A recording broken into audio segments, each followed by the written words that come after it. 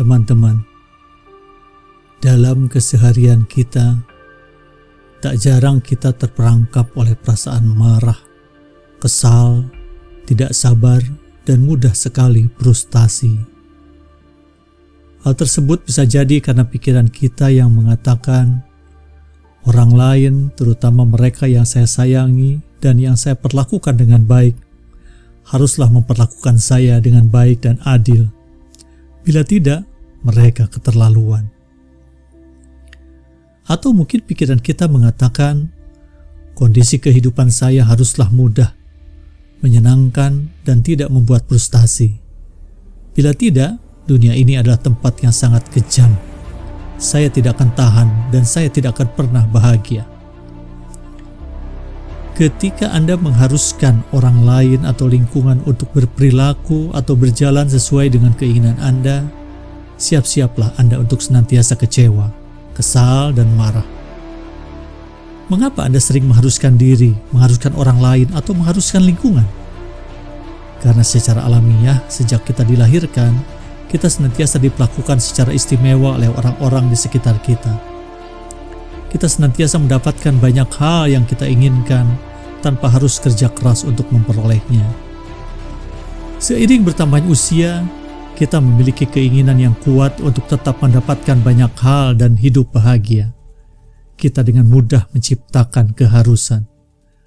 Pikiran kita sering melompat dari saya sungguh berharap dia menyukai saya, menjadi dia harus menyukai saya. Dari pikiran saya ingin kondisi kehidupan saya nyaman, menjadi kondisi kehidupan saya harus nyaman. Seringkah Anda mengubah keinginan Anda yang kuat menjadi suatu keharusan? Tidak selalu sih, tapi cukup sering. Bila keinginan-keinginan Anda mampu dikecilkan, misalnya keinginan untuk memenangkan permainan tenis atau menyaksikan pertunjukan musik, maka Anda dapat hidup tanpa mengesalkan diri sendiri sedemikian rupa. Tapi, jika Anda memiliki keinginan yang begitu kuat, seperti menjadi juara permainan tenis atau menyaksikan penyanyi idola Anda yang hadir di pertunjukan malam ini, maka berhati-hatilah. Dengan mengecilkan keinginan tersebut, maka Anda akan berteriak histeris. Keinginan saya harus tidak bisa ditolak. Semua ini membuat saya marah. Saya tidak akan tahan. Hidup saya akan terasa hampa. Bila tuntutan Anda adalah agar orang lain harus menyenangkan hati Anda, senantiasa mencintai Anda, melakukan permintaan Anda, lupakan saja.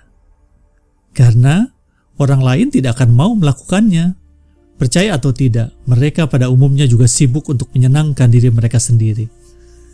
Bila menurut Anda dunia ini harus ditata agar dapat memberikan apa yang Anda inginkan dengan tepat pada saat yang Anda perlukan, jangan berharap.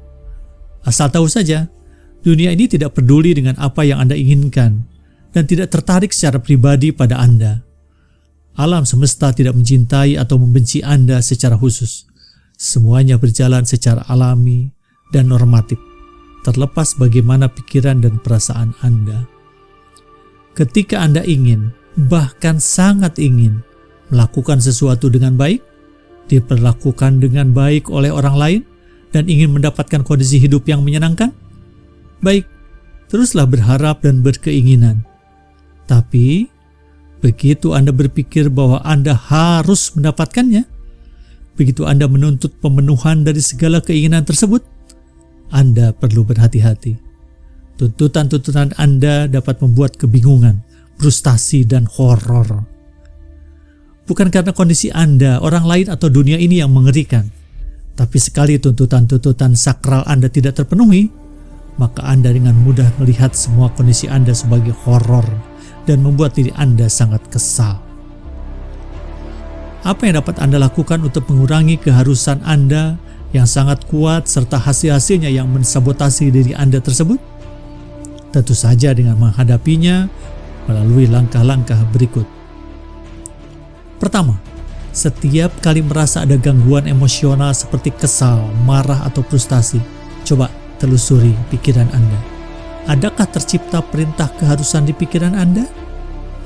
Bila iya, sadarilah bahwa pikiran tersebut merupakan pikiran irasional atau negatif, di mana Anda menciptakan suatu keharusan bagi orang lain atau lingkungan Anda tanpa sadar Anda menderita karena pikiran Anda sendiri. Kedua, karena gangguan emosional Anda disebabkan oleh hasil pikiran Anda sendiri, maka rubahlah pikiran irasional tersebut dengan pikiran-pikiran rasional atau pikiran-pikiran positif. Seperti, bisa jadi orang lain tidak bisa memenuhi harapan Anda karena dia tidak benar-benar memahami keinginan Anda. Bisa jadi orang lain tidak bisa melakukan apa yang Anda inginkan karena dia tidak mampu untuk melakukannya, karena kemampuannya berbeda dengan Anda. Bisa jadi orang lain tidak memperhatikan Anda karena pikiran dia juga sedang sibuk dengan sesuatu yang harus dia pikirkan. Orang lain mungkin dengan mudah memperlakukan saya dengan buruk dan tidak adil. Namun sikap mereka tersebut bisa jadi tidak mereka sadari sepenuhnya dan tidak serta-merta membuat mereka menjadi orang yang begitu buruk, dan lain-lain pikiran positif. Ketiga, sadarilah bahwa orang lain serta hal lain secara praktis tidak pernah mengesalkan Anda. Yang membuat Anda kesal itu adalah diri Anda sendiri. Anda punya kekuasaan untuk memilih atau tidak memilih untuk menderita karena kejadian atau kesulitan yang kurang menguntungkan yang terjadi dalam hidup Anda. Semuanya sepenuhnya dalam kendali Anda. Tetap semangat, ayo bahagia.